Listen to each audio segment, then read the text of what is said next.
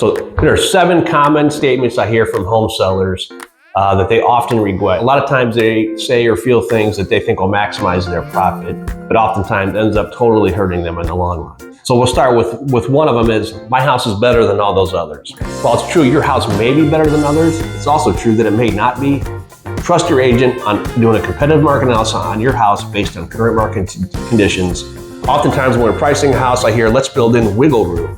Wiggle room meaning if I think your house is worth 200 and you want to list it at 215 or 220, then that way you can negotiate down. Well, that's kind of an old school strategy it's never been a great strategy. If your house is say worth 200,000, you should price it as close to that number as possible and try to just get that number for it. You don't have to leave a bunch of negotiating room because you list it too high, it will scare away potential buyers and it will increase time on the market.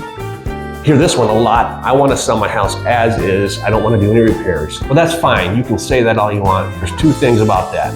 Number one, a buyer is probably going to have a home inspection anyways, and they can ask for repairs even if you say you're not doing repairs. And trust me, if they're minor, they're not big a deal, just do a little something, give the buyer a little something. But 2, if you advertise your house as is, where is, well, the most common kind of house advertised that way are foreclosures or distressed properties. You don't want to advertise your house ever as is, where is, because people will just automatically discount it and give you low offers. This one is common. I will wait to get a better offer. As we list your house today and we get an offer on it tomorrow, sometimes they're like, well, I might wait for a better offer. If I have this offer day 1, I might get a better one here in a week or 2. Okay, that's fine, but I'll tell you just from experience, 90% of the time, your first offer is your best one. Maybe not the initial offer they give you, but that buyer you negotiate with is your best buyer. Now, what I'll tell you is this, if you don't negotiate with that first buyer, you need to be comfortable sitting on your house for probably another 90 to 120 days and then taking probably less than what that first offer was. So if you get a buyer on the hook right off the bat, it's better to negotiate with that buyer and get a deal done there. I hear this one all the time, I'm not reducing my price.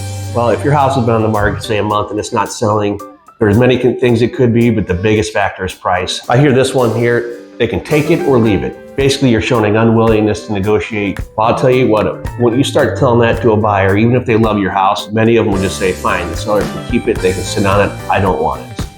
And then lastly, here's one I hear, well, I don't really need to sell.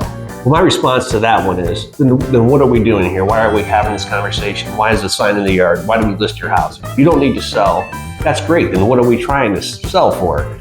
So, don't be unwilling to negotiate. Be willing to at least negotiate some and work with any potential buyer that's being reasonable.